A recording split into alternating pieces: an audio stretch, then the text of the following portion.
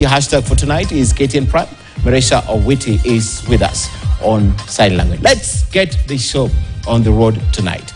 So it's a bold move by President William Ruto, whose back is on the wall. President Ruto has directed the ministries of transport and that of energy to cancel the proposed 260 billion shilling JKIA expansion project and the 95 billion shilling deal with the Kenya Electricity Transmission Company, that's Ketraco, with Adani billionaire Gautam Adani, following criminal charges he is facing in the United States.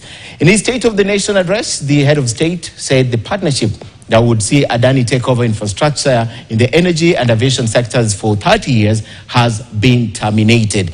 Indian conglomerate Adani Group founder Gautam Adani has been indicted in the United States of alleged multi-billion shilling or dollar bribery and fraud scheme. Daniel Kariuki kicks off our broadcast tonight with this development. The government has terminated its agreements with the Adani group of companies following allegations of fraud. During his State of the Nation address, President William Ruto instructed the ministries of transport and energy to immediately cancel all contracts with the embattled conglomerate. Immediately cancel the ongoing procurement process for JKI expansion public-private partnership transaction, as well as the recently concluded Ketraco transmission in public. In cancelling the procurement deal, President Ruto stated that the decision was informed by intelligence shared by a partner nation. This announcement came just hours after US authorities charged Gautam Adani, along with his nephew Sagar Adani and Niet Jain of Adani Green Energy, of fraud.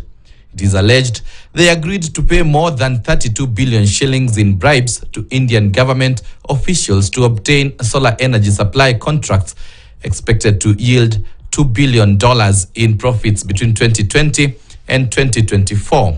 Immediately commence the process of onboarding alternative partners, because these are important projects. The revelations by the US government have cast a shadow over President Ruto and other government officials who had earlier defended the integrity of the Adani group. And it is important for us as a nation to appreciate that a partnership between public and the private sector gives us a win-win outcome. Adani company conglomerate is worth over $200 billion. It cannot be an Adani gate. Deal with the issues as they are. If some people have made mistakes, let them own up that they made some mistakes. The Adani conglomerate is no stranger to controversy. In September, the Swiss government froze 40 billion shillings in bank accounts linked to the company over fraud allegations. Despite the mounting allegations, Cabinet Secretary for Energy Opiyo Wandayi remained defiant hours after the US revelations, insisting that due diligence had been conducted before signing the deals. There has been no case of corruption or bribery insofar as this PIP of Adani Energy Solutions is concerned. However, critics, including Nairobi Senator Edwin Sifuna, argue that the US indictment of Adani reflects poorly on Kenya's government and its processes, raising questions about transparency and integrity.